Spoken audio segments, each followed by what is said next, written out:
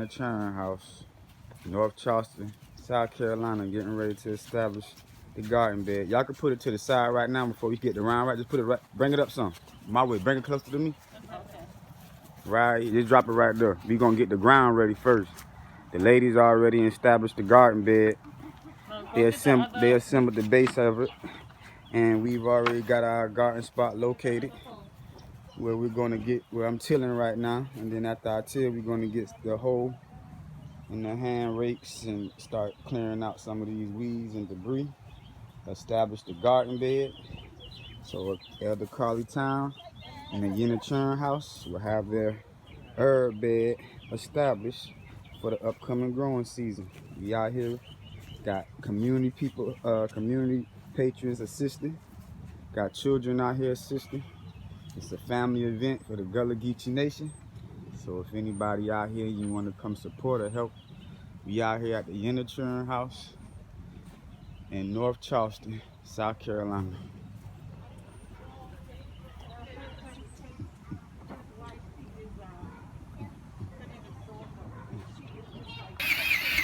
Peace, what you doing over here? Peace. We at the Yenna Chiren House establishing the garden bed.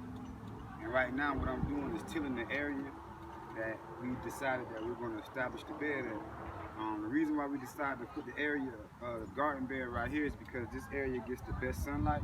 As you can see right now, it's getting direct sunlight and it's approximately noon, so the sun's at its highest point and this garden bed is getting, direct sunlight. Then it won't be too overbearing because as the sun goes, as the sun continues its rotation, the trees are offer shade, so it won't be too much sun on the bed. So this is a good spot to have the garden bed. The reason why we actually tilling the ground up is because you got to break the ground up with the plant. It's a grassy area, so you got to break this root system up, create more breathable soil. And we also want to clear the debris up. We starting establishing these garden beds in low-income areas, and a lot of times we haven't been appreciating our own communities. So when you tilling and cleaning the bed, you start seeing old beer bottles, debris and things of that nature that you just need to get out the bed. So we're trying to reestablish, our love for our community, our love for ourselves. And one way to do that is start with the foundation, cleaning up the soil. So when you start in the garden, one of the first things you need to be doing when it comes to the action of it is making sure your soil right. So I'm tilling the soil now, and after we get the weeds out, we're going to put a little bit of slow processing fertilizer, slow release fertilizers in there, and some compost. And we're going to cover the bed up. We're going to establish the garden bed, cover it up so the sun don't kill the microbes in the soil. And when you establishing the garden bed, the first thing you want to work on is the soil level. All right. So when we came here, this area was just grass, and we cleared the grass up. We cleared the stuff that was under the soil because it was a lot of trash that was built up under the soil, and we had to clear up under the soil so we could make sure to create a new home for the new plants that's going to be here. All right, so basically when you are establishing a garden, you're creating a home for the plants. So you want to create an environment that the plants can thrive in. All plants' foundation starts at their rooting area, so you have to make sure the ground's prepared properly so that the roots can thrive and have a deep rooted system, and that allow the plant to grow and have a long growing season. So right now what we did was establish the garden beds, and we measured it, and we know what we're going to plant. But at this time we don't want to plant the plants too early because it's still the winter equinox. The fall equinox happens it's still the winter equinox, and the spring equinox will happen March 28th. That will be the first full moon of the spring, and that's when we are taught. It was a tradition that we plant during full moons, because the science behind planting during the full moon is when it's a full moon, on your hemisphere of the earth, the gravitational pull from the moon is pulling more water to the earth's surface area. So that means the ground level gets more moisture and gives your seeds a better chance of sprouting. So that's why it's always important to do what the ancestors did. That practice is not a new practice, but it's something that we've forgotten because commercial farmers allow us to plant at various times of year. However, if you want to still be in balance and in tune with nature, you want to plant seasonally, you you want to make sure that you understand when the full moons of each season come. So right now we got this right here. It's the last full moon, which is yesterday of the winter equinox, meaning we're getting ready to enter in the spring. So we still going to we're still going to watch the weather, but I'm looking at the first weekend in April, we'll be back.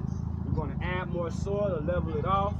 And the 3 layers we're going to work on when you add soil, we already have our ground layer. So the next level will be the compost. Then after compost, we'll do what you call topsoil. And after topsoil is mulch. All right, you want compost to be rich and nutrient dense so your plants can feed.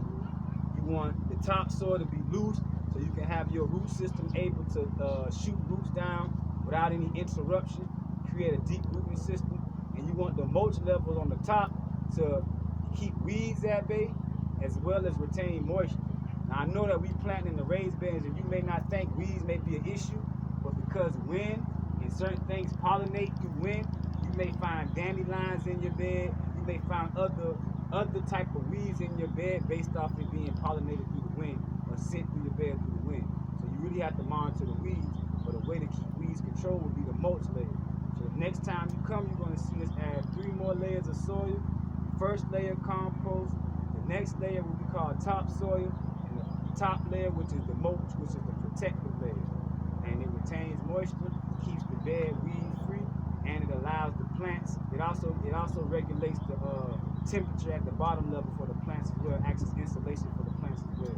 So what you want to do is create a thriving environment for your plants so you can have a thriving growing season.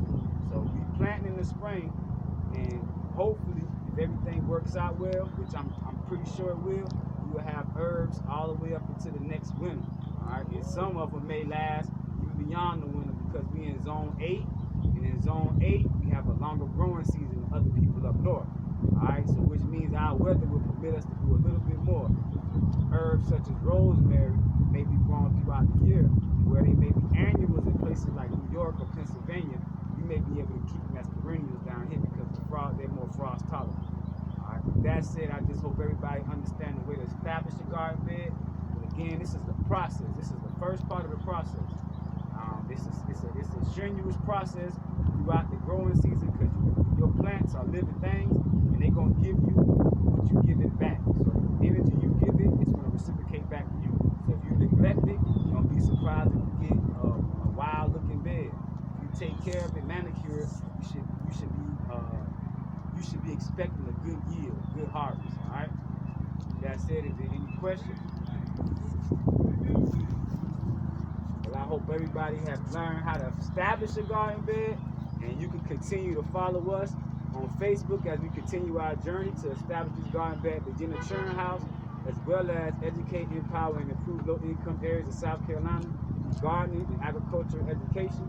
Continue to follow us on Facebook, Instagram, as well as our YouTube channel, Community Savers, just to be updated and to continue our process to the 2021 growing season.